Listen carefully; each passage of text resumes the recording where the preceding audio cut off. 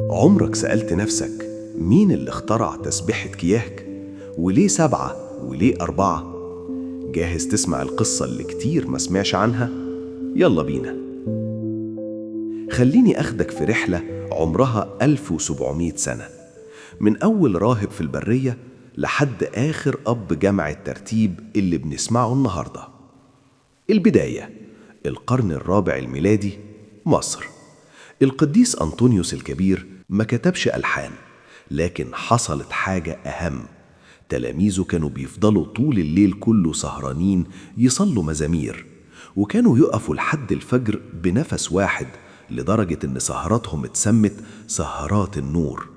التقليد ده هو أصل ليالي كياك، تسبيح ليل طويل، مزامير ومديح متواصل لحد الصبح.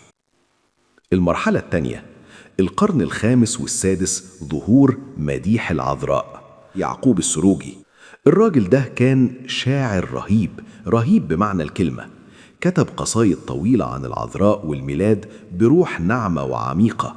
الرهبان المصريين حبوا طريقته، فأخدوا روحه الشعرية وزودوا عليها بطريقتهم، والنتيجة ظهرت أول نسخة من مديحة كياك، وعشان كده كانوا سموه جوه الأديرة أبو مديح كياك. المرحلة الثالثة القرن الثامن وبداية السبع مدايح. هنا نلاقي أول عبقري ترتيب في تاريخ كياك، القمص عبد المسيح بن بشارة. هو أول واحد رتب المديح السباعي للعذراء. ليه 7؟ لأن الرهبان كانوا شايفين إن رقم 7 يساوي رقم الكمال، يساوي استعداد روحي لميلاد المسيح. ودي أقدم مرة يظهر رقم 7 بالشكل القريب من ترتيبتنا الحالية. المرحلة الرابعة القرن التاسع والعاشر، ترتيب 4 هوسات. وهنا يظهر واحد من أساتذة الألحان الكبار، الأنبا ميخائيل أسقف أتريب. ما كانش مجرد أسقف، ده كان موسوعة لاهوتية وتراثية. هو أول شخص يجمع الهوس الأول والتاني والتالت والرابع ويحطهم جنب بعض في مخطوط واحد كمجموعة تسبيح كاملة للسهرات. المرحلة الخامسة القرن ال12، الترتيب اللي بنعرفه النهاردة. نيجي لمرحلة مهمة جدا، الأنبا ساويرس بن المقفع. كتب عن التجسد والعذراء بروح شبه اللي بنسمعها في كياك. كتاباته أثرت في تمجيد العذراء وفي نصوص كتير من المديح، ومن هنا ظهر رقم 4.